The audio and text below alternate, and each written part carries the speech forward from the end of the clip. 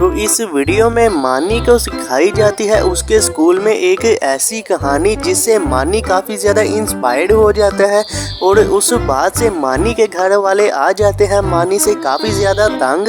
तो वो क्या चीज़ है जो कि मानी के स्कूल से उसे सीखने को मिली है और क्यों मानी के घर वाले मानी से तंग आ गए हैं। तो अगर आप लोग भी जानना चाहते हैं तो इस वाली वीडियो के साथ लास्ट तक बने रहिएगा।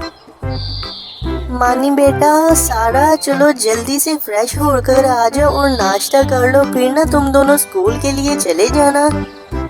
हाँ जी मामा जी, हम अभी आ रहे हैं। फिर मानी और सारा फ्रेश होकर आ जाते हैं और मानी की माँ सारा और मानी के लिए नाश्ता भी लेकर आ जाती है और फिर जो मानी और सारा है वो नाश्ता करके स्कूल के लिए चले जाते हैं। और स्कूल में मानी को एक कहावत के बारे में मानी की टीचर बताती है और उस कहावत पर मानी काफ़ी ज़्यादा अमल भी कर लेते हैं। तो आइए देखते हैं कि वो क्या चीज़ है। दोस्त, आज जो टीचर ने हमें बात बताई है कि हमें आज का काम कल पर नहीं छोड़ना चाहिए, इससे हमारा वक्त भी काफ़ी ज़्यादा ज़ाया होता है और हम आगे जाकर बड़े इंसान भी नहीं बन पाएंगे। हाँ मानी, अगर हमें भी बड़ा इंसान बनना है तो हमें इस बात पर अमल करना चाहिए। हाँ दोस्त, हमें इस बात पर अमल करना चाहिए। और दोस्त चलो ठीक है, अब ना मैं घर जाता हूँ, मेरी मामा मेरा इंतज़ार कर रही होगी। मानी बेटा, तुम स्कूल से आ गए हो तो थोड़ी सी रेस्ट कर लो, क्योंकि मैंने ना बाजार जाना है और तुम्हें अपने साथ लेकर जाना है। इस वजह से हम ना थोड़ी देर बाद चले जाएंगे फिर बाजार। मामा जी, थोड़ी देर बाद क्यों, अब ही हम चलते हैं बाजार।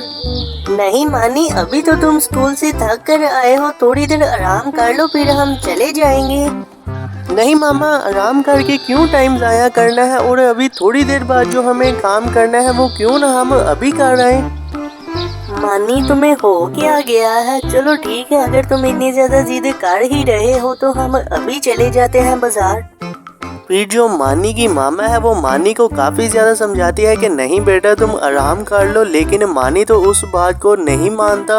और फिर मानी की मामा आखिरकार थक कर मानी को कह ही देती है कि हम अभी चले जाते हैं बाज़ार में। उसके बाद फिर मानी और उसकी मामा बाज़ार के लिए चले जाते हैं। तो फिर देखते हैं कि आगे क्या होता है। मानी की मामा, मैंने सारी फसल काट ली है और अब मैं थोड़ा सा आराम कर लेता हूँ, लेकिन मानी की माँ मैंने तो अभी गाय को चारा भी डालना है। मानी के पापा, गाय को थोड़ी देर बाद आप चारा डाल देना, अभी आप इतने ज्यादा थक कर आए हो, आप ना पहले थोड़ा सा आराम कर लो। पापा जी, बाद में क्यों आपने गाय को चारा डालना है, आप अभी जाएं और गाय को चारा डाल कर आए। बेटा, मैं अभी बहुत थका हुआ हूँ, इस वजह से मैं कह रहा था कि थोड़ी देर बाद डाल दूंगा। नहीं पापा, आप अभी का काम क्यों बात के लिए छोड़ रहे हैं, आप अभी जाएं और गाय को चारा डाल कर आए। और अगर आप अभी जाएंगे गाय को चारा डालने के लिए तो आपका काफ़ी ज़्यादा टाइम भी बच जाएगा। ठीक है बेटा, अगर तुम इतनी जिद कर रहे हो तो मैं अभी कर लेता हूँ ये काम।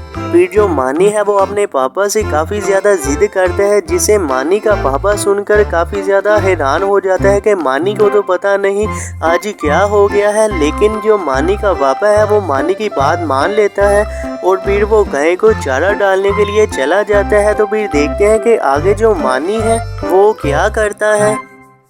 मामा जी, आइए हम अभी वो कर आते हैं, क्योंकि हमने सुबह भी तो जाना ही है वो करने के लिए, क्यों ना हम अभी चले जाएं वो करने के लिए। मानी, वो तो हम सुबह करने के लिए जाते हैं, अभी नहीं जा सकते हम वो करने के लिए। और तुम्हें हो क्या गया है, सुबह से तुम हर काम कह रहे हो कि अभी हो जाए अभी हो जाए, क्या हो गया है तुम्हें?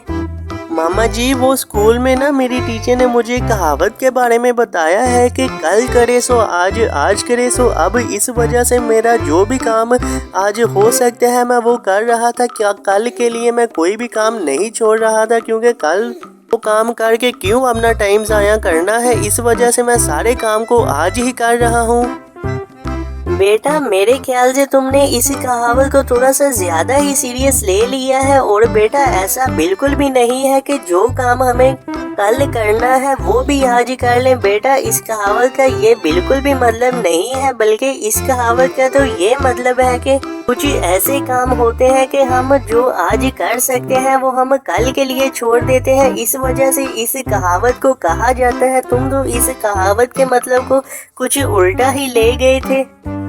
फिर जो मानी की माँ है वो मानी को इस कहावत के बारे में बताती है और उससे जो मानी है वो काफ़ी ज़्यादा समझ भी जाता है इस कहावत के बारे में। और मानी काफ़ी ज़्यादा फिर शर्मिंदा भी होता है अपनी माँ से कि वो कैसे सुबह से इतनी ज़्यादा जिद भी कर रहा था। और मेरी इसी तरह से यही खत्म हो जाती है आज की स्टोरी। आपको कैसी लगी ये वीडियो? अगर आपको ये वीडियो अच्छी लगी हो तो वीडियो को लाइक करना बिल्कुल भी ना भूलिएगा और चैनल को भी सब्सक्राइब कर लीजिए, क्योंकि इसी तरह की इंटरेस्टिंग वीडियो आपको इस चैनल में देखने को मिलती रहेंगी। तो फिर मिलते हैं हम लोग नई वीडियो में।